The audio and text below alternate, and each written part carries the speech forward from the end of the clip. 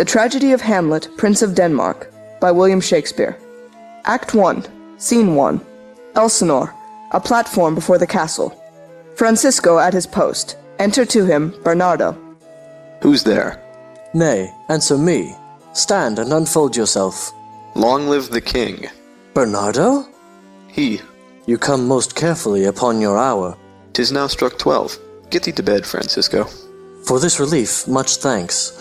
'Tis bitter cold, and I am sick at heart. Have you had quiet guard? Not a mouse stirring. Well, good night.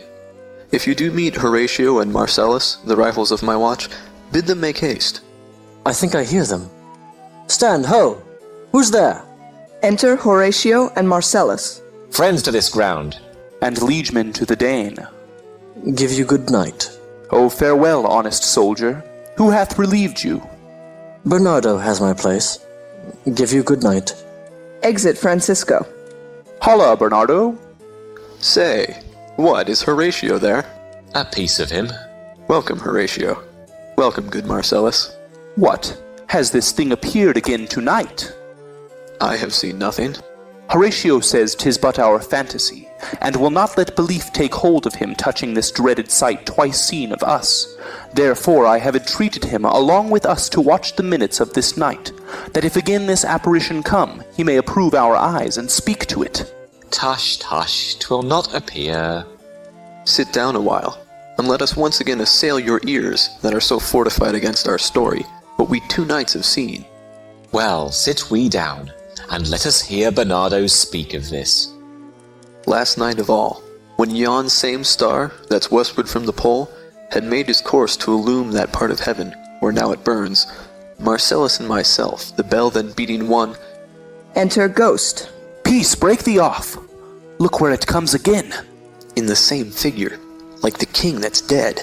Thou art a scholar. Speak to it, Horatio. Looks it not like the king? Mark it, Horatio. Most like. It harrows me with fear and wonder. It would be spoke to. Question it, Horatio. What art thou, that usurps this time of night together with that fair and warlike form in which the majesty of buried Denmark did sometimes march?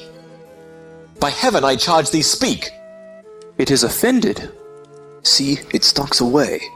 Stay! Speak! Speak! I charge thee, speak! Exit Ghost. 'Tis gone, and will not answer. How now, Horatio? You tremble and look pale. Is not this something more than fantasy? What think you on it? Before my God, I might not this believe without the sensible and true avouch of mine own eyes. Is it not like the king? As thou art to thyself. Such was the very armour he had on when he the ambitious Norway combated. So frowned he once when, in an angry parle, he smote the sledded Polacs on the ice. 'Tis strange. Thus twice before, and jump at this dead hour. With martial stock hath he gone by our watch. In what particular thought to work I know not. But in the gross and scope of my opinion, this bodes some strange eruption to our state. Good now, sit down and tell me, he that knows, why this same strict and most observant watch so nightly toils the subject of the land, and why such daily cast of brazen cannon, and foreign mart for implements of war, why such impressive shipwrights, whose sore task does not divide the Sunday from the week? What might be toward, that this sweaty haste doth make the night joint labourer with the day? Who is it that can inform me? That can I. At least, the whisper goes so. Our last king, whose image even but now appeared to us, was, as you know, by Fortinbras of Norway thereto pricked on by our most emulate pride, dared to the combat, in which our valiant Hamlet, for so this side of the known world esteemed him, did slay this Fortinbras, who, by a sealed compact, well ratified by law and heraldry, did forfeit with his life all those his lands which he stood seized of to the conqueror. Against the which a moiety competent was gauged by our king, which had returned to the inheritance of Fortinbras had he been vanquisher, as, by the same covenant and carriage of the article designed, his fell to Hamlet. Now, sir, young Fortinbras, of unimproved metal, hot and full, have, in the skirts of Norway, here and there sharked up a list of lawless resolutes, for food and diet to some enterprise that has a stomach in it, which is no other, as it doth well appear unto our state, but to recover of us, by strong hand and terms compulsatory, those foresaid lands so by his father lost. And this, I take it, is the main motive of our preparations, the source of this our watch, and the chief head of this post-haste and roamage in the land. I think it be no other, but e'en so. Well may it sort that this portentous figure comes armed through our watch, so like the king that was and is the question of these wars. A mote it is to trouble the mind's eye. In the most high and palmy state of Rome, a little ere the mightiest Julius fell, the graves stood tenantless, and the sheeted dead did squeak and gibber in the Roman streets. As stars with trains of fire and dews of blood, disasters in the sun, and the moist star upon whose influence Neptune's empire stands was sick almost to doomsday with eclipse, and even the like precurse of fierce events, as harbingers preceding still the fates and prologue to the omen coming on, have heaven and earth together demonstrated unto our climatures and countrymen. But soft, behold! Lo, where it comes again! Re-enter Ghost. I'll cross it, though it blast me. Stay, illusion! If thou hast any sound or use of voice, speak to me. If there be any good thing to be done that may to thee do ease and grace to me, speak to me. Cock crows. If thou art privy to thy country's fate, which happily foreknowing may avoid, oh speak. Or if thou hast uphoarded in thy life extorted treasure in the womb of earth, for which, they say, you spirits oft walk in death, speak of it. Stay and speak. Stop it, Marcellus. Shall I strike at it with my partisan? Do, if it will not stand. 'Tis here. 'Tis here. 'Tis gone. Exit Ghost. We do it wrong, being so majestical, to offer it the show of violence, for it is, as the air, invulnerable, and our vain blows malicious mockery. It was about to speak when the cock crew, And then it started, like a guilty thing upon a fearful summons. I have heard the cock, that is the trumpet to the morn, doth, with his lofty and shrill-sounding throat, awake the god of day. And at his warning, whether in sea or fire, in earth or air, the extravagant and erring spirit hies to his confine. And of the truth herein, this present object made probation. It faded on the crowing of the cock. Some say that ever 'gainst that season comes wherein our Saviour's birth is celebrated, the bird of dawning singeth all night long, and then, they say, no spirit dare stir abroad. The nights are wholesome. Then no planet strike, no fairy takes, nor witch hath power to charm. So hallowed and so gracious is that time. So I have heard, and do in part believe it. But look, the morn, in russet mantle clad, walks o'er the dew of yon high eastward hill. Break we our watch up, and by my advice, let us impart what we have seen tonight unto young Hamlet. For upon my life, this spirit, dumb to us, will speak to him. Do you consent we shall acquaint him with it, as needful in our loves, fitting our duty? Let's do it, I pray, and I this morning know where we shall find him most conveniently. Exeunt. Scene 2. A room of state in the castle. Enter King Claudius, Queen Gertrude, Hamlet, Polonius, Laertes, Voltimand, Cornelius, lords, and attendants. Though yet of Hamlet our dear brother's death the memory be green, and that it us be fitted to bear our hearts in grief, and our whole kingdom to be contracted in one brow of woe, yet so far hath discretion fought with nature, that we with wisest sorrow think on him, together with remembrance of ourselves. Therefore, our sometime sister, now our queen, the imperial jointress to this warlike state, have we, as 'twere with a defeated joy, with an auspicious and a dropping eye, with mirth and funeral and with dirge and marriage, in equal scale, weighing delight and dole, taken to wife.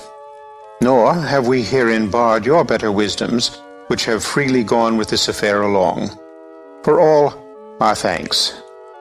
Now follows that you know young Fortinbras, holding a weak supposal of our worth, or thinking by our late dear brother's death our state to be disjoint and out of frame, colleagued with the dream of his advantage, he hath not failed to pester us with message, importing the surrender of those lands lost by his father, with all bonds of law, to our most valiant brother. So much for him.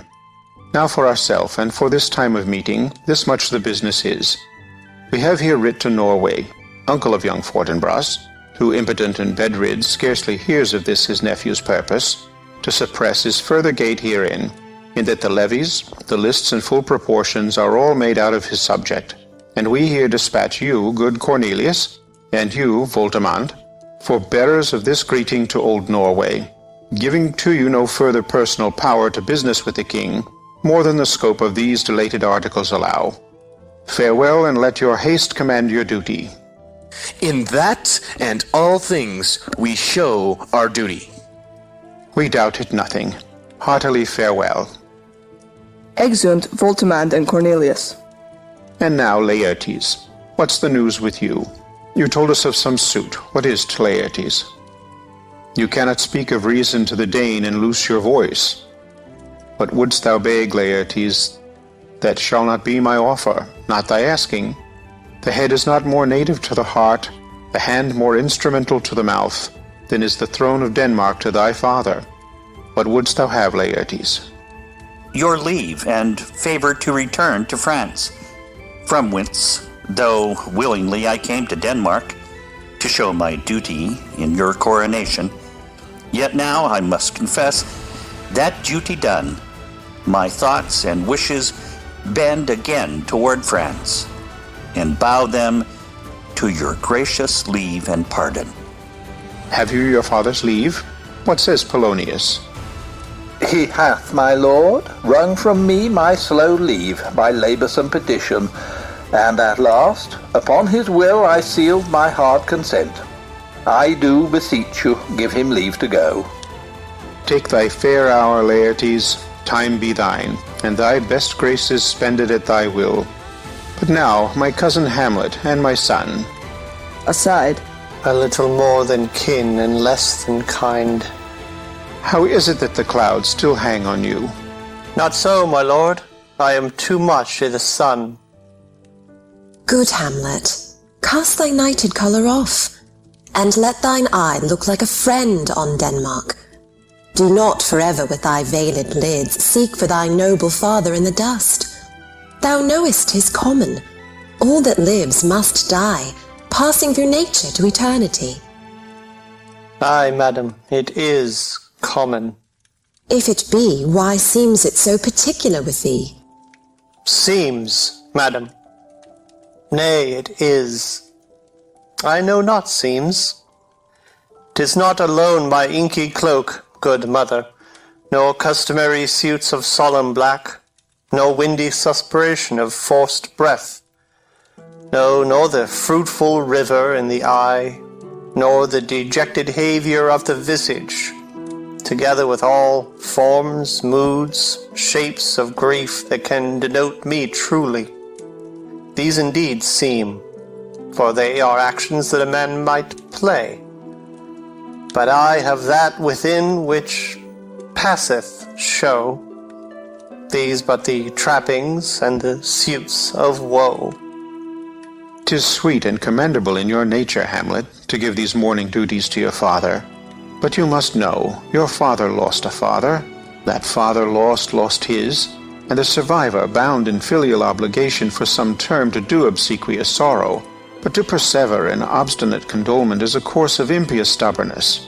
'Tis unmanly grief.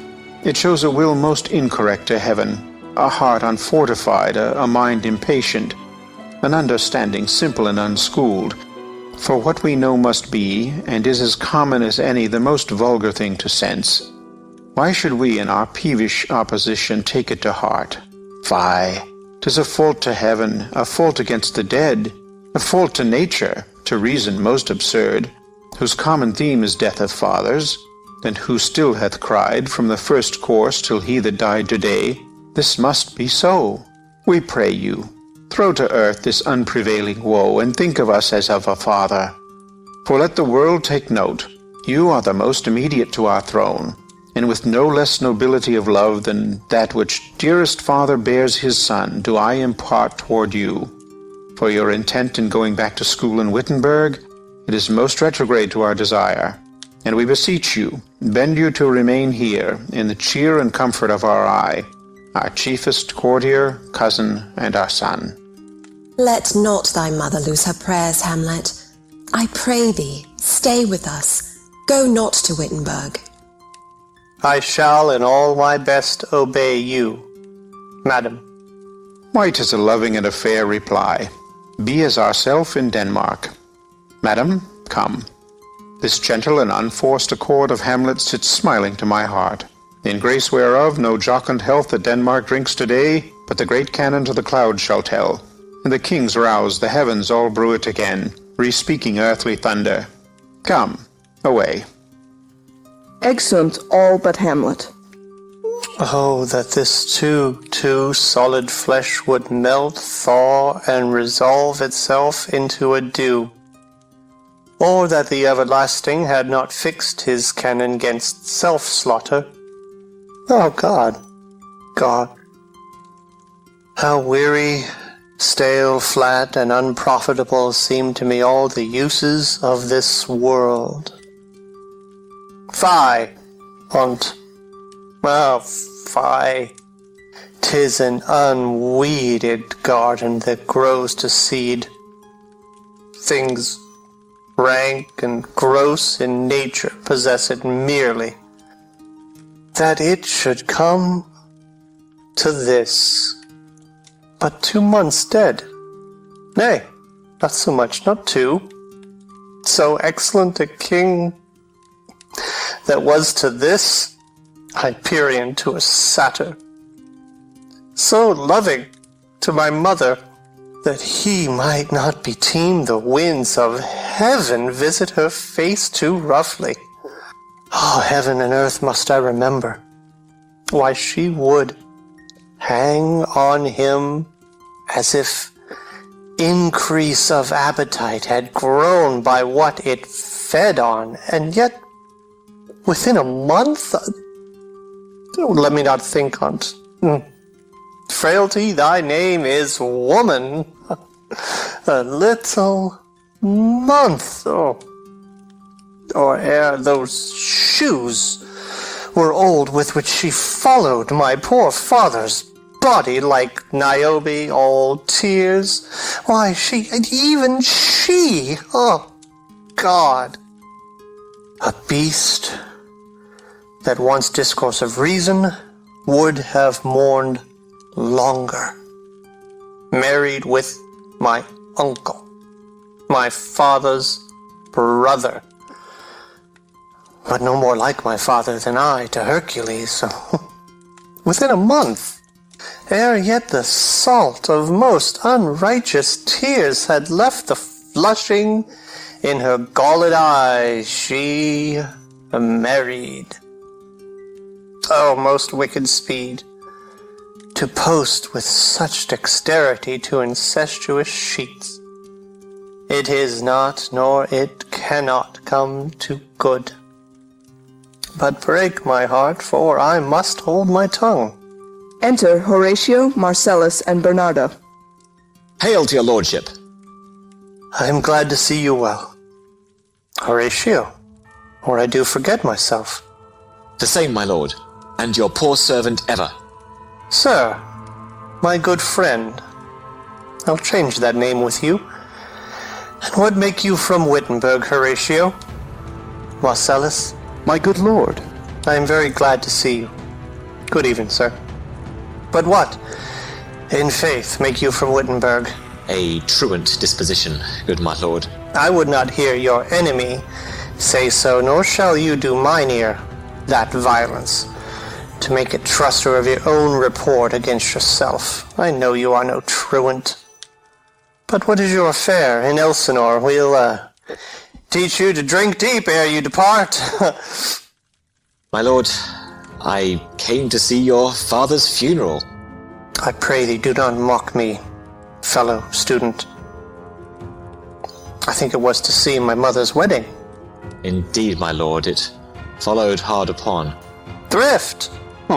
Thrift, Horatio.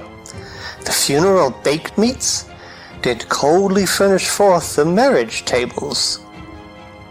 Would I had met my dearest foe in heaven, or ere I'd seen that day, Horatio. My father. Methinks I see my father. Where, my lord? In my mind's eye, Horatio. I saw him once. He was a goodly king. He was a man. Take him for all in all. I shall not look upon his like again. My lord, I think I saw him yesternight. Saw who? My lord, the king your father. The king my father. Season your admiration for a while with an attent ear, till I may deliver, upon the witness of these gentlemen, this marvel to you. For God's love, let me hear. 2 nights together had these gentlemen, Marcellus and Bernardo, on their watch in the dead vast and middle of the night, been thus encountered. A figure, like your father, armed at point exactly cap a pay, appears before them, and with solemn march goes slow and stately by them. Thrice he walked by their oppressed and fear-surprised eyes within his truncheon's length, whilst they, distilled almost to jelly with the act of fear, stand dumb and speak not to him. This, to me, in dreadful secrecy impart they did, and I, with them, the 3rd night kept the watch, where, as they had delivered, both in time, form of the thing, each word made true and good, the apparition comes. I knew your father. These hands are not more like. But where was this? My lord, upon the platform where we watched. Did you not speak to it? My lord, I did, but answer made it none. Yet once, methought, it lifted up its head, and did address itself to motion, like as it would speak, but even then the morning cock crew loud, and at the sound it shrunk in haste away, and vanished from our sight. 'Tis very strange. As I do live, my honoured lord, 'tis true, and we did think it writ down in our duty to let you know of it. Indeed. Indeed, sirs. But this troubles me. Hold you the watch tonight? We do, my lord. Armed, say you? Armed, my lord. From top to toe? My lord, from head to foot. Then saw you not his face? Oh yes, my lord, he wore his beaver up. What? Looked he frowningly? A countenance more in sorrow than in anger. Pale or red? Nay, very pale. And fixed his eyes upon you? Most constantly. How would I had been there? It would have much amazed you. Very like, very like. Stayed it long? While one with moderate haste might tell 100. Longer. Not when I saw it. His beard was grizzled, no? It was as I have seen it in his life, a sable silvered. I will watch tonight. Perchance 'twill walk again. I warrant it will. If it assume my noble father's person, I'll speak to it, though hell itself should gape and bid me hold my peace. I pray you all, if you have hitherto concealed this sight, let it be tenable in your silence still. And whatsoever else shall hap tonight, give it an understanding, but no tongue. I will requite your loves. So fare you well. Upon the platform, twixt 11 and 12, I'll visit you. Our duty to your honor. Your loves, as mine to you. Farewell. Exeunt all but Hamlet. My father's spirit, in arms, all is not well. I doubt some foul play. Oh, what the night would come. Till then, sit still, my soul. Foul deeds will rise, though all the earth o'erwhelm them, to men's eyes. Exit. Scene 3. A room in Polonius's house. Enter Laertes and Ophelia. My necessaries are embarked. Farewell. And, sister, as the winds give benefit and convoy is assistant, do not sleep, but let me hear from you. Do you doubt that? For Hamlet and the trifling of his favor, hold it a fashion and a toy in blood, a violet in the youth of primy nature, forward, not permanent, sweet, not lasting, the perfume and suppliance of a minute, no more. No more but so? Think it no more, for nature crescent does not grow alone in thews and bulk, but as this temple waxes, the inward service of the mind and soul grows wide withal.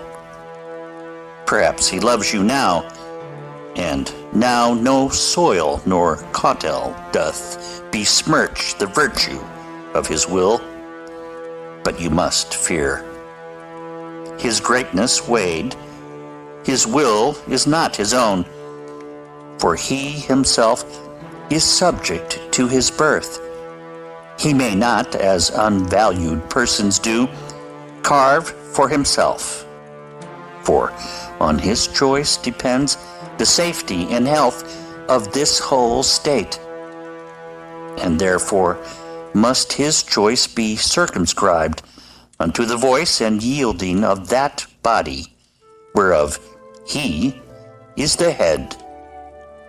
Then, if he says he loves you, it fits your wisdom, so far to believe it, as he in his particular act and place may give his saying deed, which is no further than the main voice of Denmark goes with all. Then weigh what loss your honor may sustain, if with too credent ear you list his songs, or lose your heart, or your chaste treasure open to his unmastered importunity. Fear it, Ophelia, fear it, my dear sister, and keep you in the rear of your affection, out of the shot and danger of desire.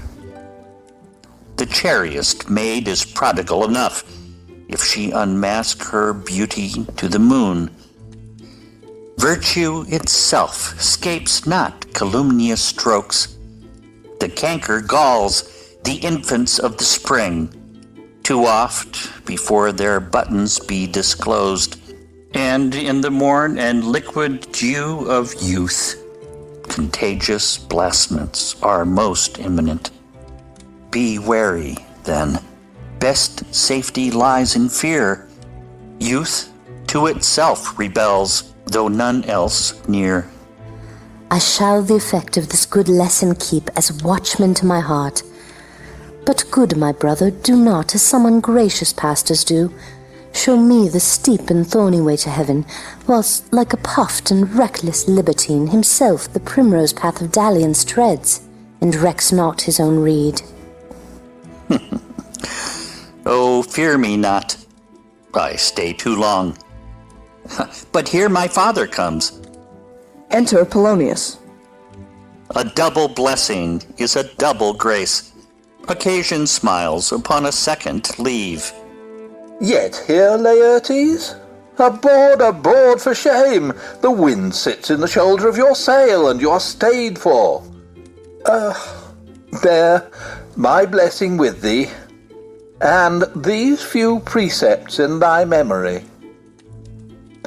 Look thou character, give thy thoughts no tongue, nor any unproportioned thought his act. Be thou familiar, but by no means vulgar. Those friends thou hast, and their adoption tried, grapple them unto thy soul with hoops of steel, but do not dull thy palm with entertainment of each new-hatched unfledged comrade. Beware of entrance to a quarrel, but being in, bear that the opposed may beware of thee. Give every man thine ear, but few thy voice. Take each man's censure, but reserve thy judgment. Costly thy habit as thy purse can buy, but not expressed in fancy, rich, not gaudy. For the apparel oft proclaims the man, and they in France of the best rank and station are most select and generous, chief in that. Neither a borrower nor a lender be, for loan oft loses both itself and friend, and borrowing dulls the edge of husbandry. This above all, to thine own self be true, and it must follow as the night the day, thou canst not then be false to any man. Farewell, my blessing season this in thee. Most humbly do I take my leave, my lord. The time invites you. Go, your servants tend. Farewell, Ophelia, and remember well what I have said to you. 'Tis in my memory locked, and you yourself shall keep the key of it. Farewell. Exit Laertes. What is't, Ophelia, he hath said to you? So please you, something touching the Lord Hamlet. Marry, well bethought. 'Tis told me he hath very oft of late given private time to you, and you yourself have of your audience been most free and bounteous. If it be so, as so 'tis put to me, and that in way of caution, I must tell you, you do not understand yourself so clearly as it behoves my daughter and your honour. What is between you? Give me up the truth. He hath, my lord, of late made many tenders of his affection to me. Affection? Oh, you speak like a green girl, unsifted in such perilous circumstance. Do you believe his tenders, as you call them? I do not know, my lord, what I should think. Marry, I will teach you. Think yourself a baby that you tend these tenders for true pay, which are not sterling. Tender yourself more dearly, or, not to crack the wind of the poor phrase, running it thus, you'll tender me a fool. My lord, he hath importuned me with love in honourable fashion. Aye, fashion you may call it. Go to, go to. And hath given countenance to his speech, my lord, with almost all the holy vows of heaven. Aye, springs to catch woodcocks. I do know when the blood burns how prodigal the soul lends the tongue vows. These blazes, daughter, giving more light than heat, extinct in both, even in their promise as it is a-making, you must not take for fire. From this time, be somewhat scanter of your maiden presence. Set your entreatments at a higher rate than a command to parley. For Lord Hamlet, believe so much in him, that he is young, and with a larger tether may he walk than may be given you. In few, Ophelia, do not believe his vows, for they are brokers not of that dye which their investments show, but mere implorators of unholy suits, breathing like sanctified and pious bawds, the better to beguile. This is for all. I would not, in plain terms, from this time forth, have you so slander any moment leisure, as to give words or talk with the Lord Hamlet. Look to it, I charge you. Come your ways. I shall obey, my lord. Exeunt. Scene 4. The platform. Enter Hamlet, Horatio, and Marcellus. The air bites shrewdly. It is very cold. It is a nipping and an eager air. What hour now? I think it lacks of 12. No, it is struck. Indeed? I heard it not. Then it draws near the season wherein this spirit held his wont to walk. A flourish of trumpets and ordnance shot off within. What does this mean, my lord? The king doth wake tonight, and takes his rouse. keeps wassail, and the swaggering upspring reels. And as he drains his draughts of Rhenish down, the kettle drum and trumpet thus bray out the triumph of his pledge. Is it a custom? Ay, marry, is't.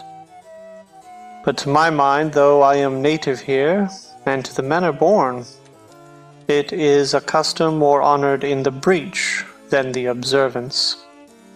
This heavy-headed revel east and west makes us traduced and taxed of other nations.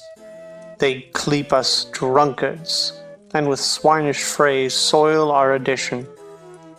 And indeed, it takes from our achievements, though performed at height, the pith and marrow of our attribute.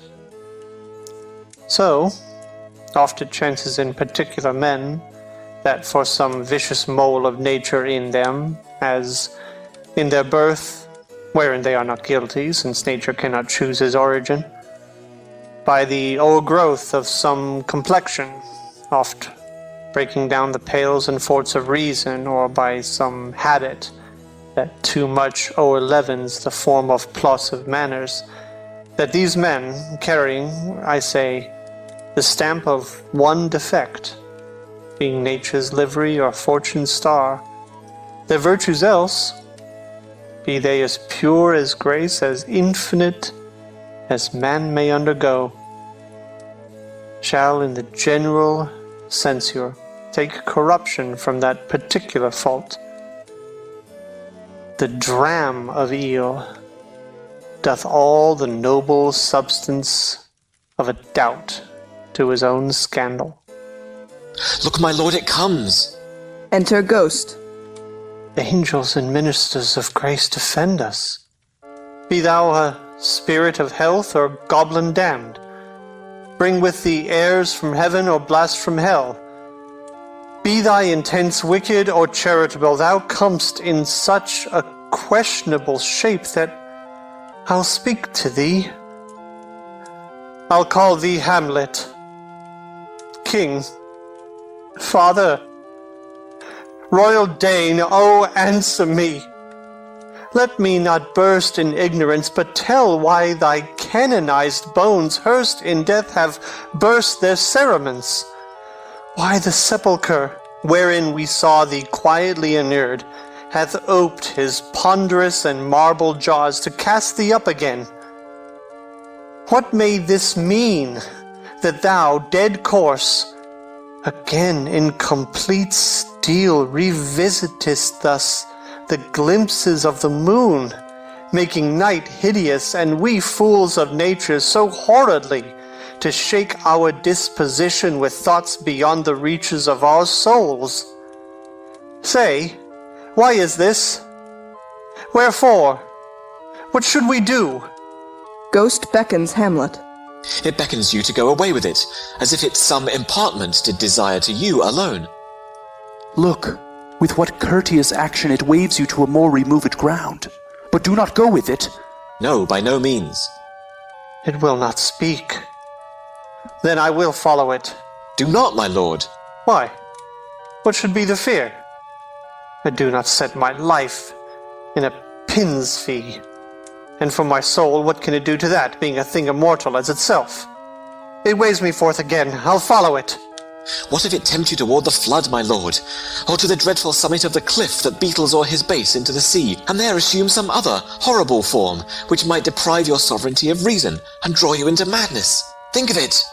The very place puts toys of desperation, without more motive, into every brain that looks so many fathoms to the sea, and hears it roar beneath. It waves me still. Go on, I'll follow thee. You shall not go, my lord. Hold off your hands. Be ruled, you shall not go. My fate cries out, and makes each petty artery in this body as hardy as a Nemean lion's nerve. Still am I called. Unhand me, gentlemen. By heaven, I'll make a ghost of him that lets me. I say away. Go on. I'll follow thee. Exeunt Ghost and Hamlet. He waxes desperate with imagination. Let's follow. 'Tis not fit thus to obey him. Have after. To what issue will this come? Something is rotten in the state of Denmark. Heaven will direct it. Nay, let's follow him. Exeunt. Scene 5. Another part of the platform. Enter Ghost and Hamlet. Where wilt thou lead me? Speak. I'll go no further. Mark me. I will.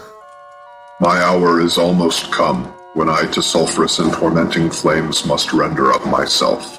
Alas, poor ghost.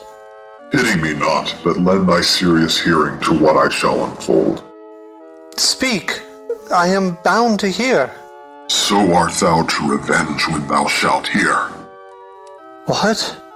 I am thy father's spirit, doomed for a certain term to walk the night, and for the day confined to waste and fires, so the foul crimes done in my days of nature are burnt and purged away. But that I am forbid to tell the secrets of my prison house, I could a tale unfold whose lightest word would harrow up thy soul.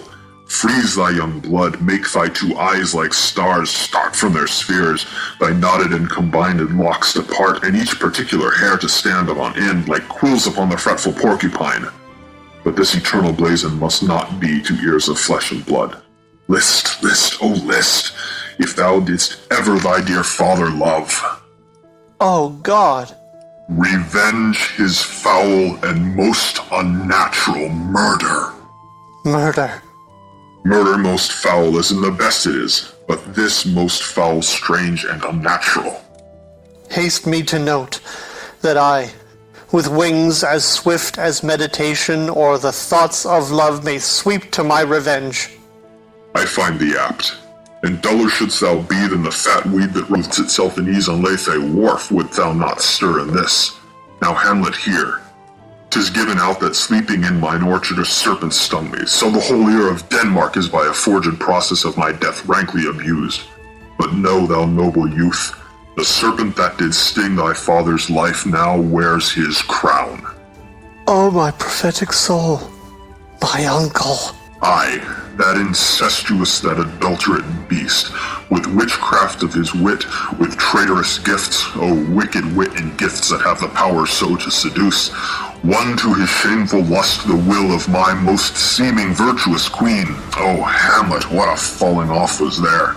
From me, whose love was of that dignity that it went hand in hand even with the vow I made to her in marriage, and to decline upon a wretch whose natural gifts were poor to those of mine. But virtue, as it never will be moved, though lewdness courted in a shape of heaven, so lust, though to a radiant angel linked, will sate itself in a celestial bed and prey on garbage. But soft, methinks I scent the morning air. Brief let me be. Sleeping within mine orchard, my custom always in the afternoon. Upon my secure hour, thy uncle stole, with juice or cursed heaven and in a vial, and in the porches of mine ears did pour the leprous distilment, whose effect holds such an enmity with blood of man that, swift as quicksilver, it courses through the natural gates and alleys of the body, and with a sudden vigor it doth posset incurred, like eager droppings into milk the thin and wholesome blood, so did it mine, and a most instant tetter barked about, most Lazar-like with vile and loathsome crust all my smooth body. Thus was I sleeping, by a brother's hand, of life, of crown, of queen, at once dispatched, cut off even in the blossoms of my sin, unhouselled, disappointed, unannaled, no reckoning made, but sent to my account with all my imperfections on my head. Oh, horrible! Oh, horrible, most horrible! If thou hast nature in thee, bear it not. Let not the royal bed of Denmark be a couch for luxury and damned incest. But howsoever thou pursuest this act, taint not thy mind, nor let thy soul contrive against thy mother aught. Leave her to heaven, and to those thorns that in her bosom lodge, to prick and sting her. Fare thee well at once, the glowworm shows the matin to be near, and gins to tail his ineffectual fire. Adieu, adieu, Hamlet, remember me. Exit Ghost. Oh, all you host of heaven! Oh, earth! What else? Then shall I couple hell? Oh, fie!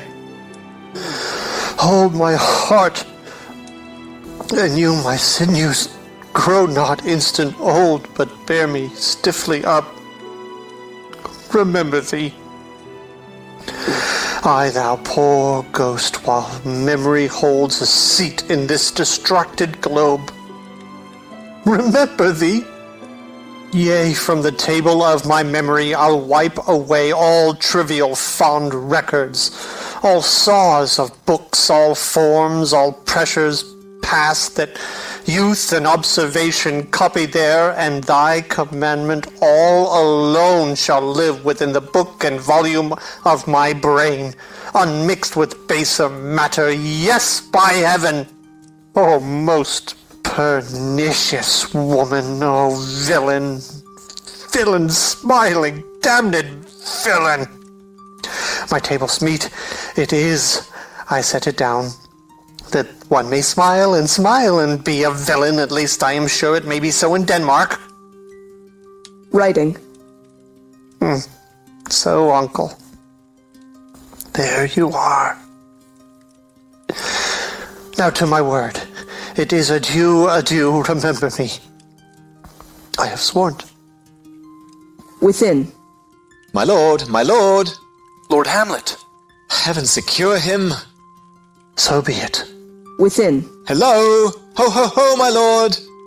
Hello ho ho, boy! Come, bird, come! Enter Horatio and Marcellus. How is it, my noble lord? What news, my lord? No, wonderful. Good my lord, tell it. No, you'll reveal it. Not I, my lord, by heaven. Nor I, my lord. How say you then? Would heart of man once think it? But you'll be secret? Aye, by heaven, my lord. There's ne'er a villain dwelling in all Denmark, but he's an errant knave. There needs no ghost, my lord, come from the grave to tell us this. Why, right. You are the right.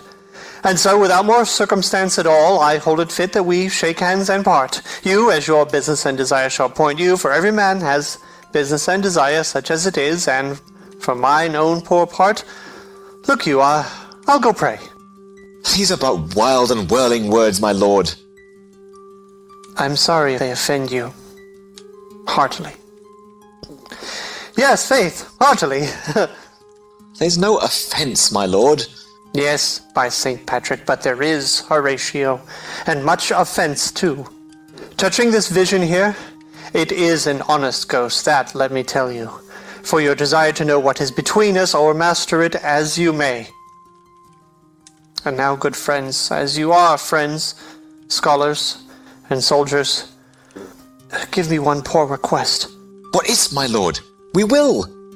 Never make known what you have seen tonight. My lord, we will not. Nay, but swear it. In faith, my lord, not I. Nor I, my lord, in faith. Upon my sword. We have sworn, my lord, already. Indeed? Upon my sword, indeed. Beneath. Ah, boy, say'st thou so? Art thou there, true penny? Come on, you hear this fellow in the cellarage consent to swear. Propose the oath, my lord. Never to speak of this that you have seen. Swear by my sword. Beneath. Hic et ubique, eh? Then we'll shift our ground. Come hither, gentlemen, and lay your hands again upon my sword. Never to speak of this that you have heard. Swear by my sword. Beneath. Well said, old mole. Canst work of the earth so fast, worthy pioneer. Once more remove, good friends. Oh, day and night, but this is wondrous strange. And therefore, as a stranger, give it welcome. There are more things in heaven and earth, Horatio, than are dreamt of in your philosophy. But come, here, as before, never, so help you mercy, how strange or odd soe'er I bear myself, as I perchance hereafter shall think meet to put an antic disposition on, that you, at such time seeing me, never shall, with arms encumbered thus, or this head shake, or by pronouncing of some doubtful phrase, as, well, we know, or we could, and if we would, or if we list to speak, or there be, and if they might, or such ambiguous giving out to note, that you know aught of me, this not to do, so grace and mercy at your most need help you, Swear. Beneath. Swear. Rest, rest, perturbed spirit. They swear. So, gentlemen, with all my love I do commend me to you. And what so poor a man as Hamlet is may do, to express his love and friending to you, God willing, shall not lack. Let us go in together, and still your fingers on your lips, I pray. The time is out of joint. Oh, cursed spite, that ever I was born to set it right. Nay, come, let's go together. Exeunt. End of Act 1.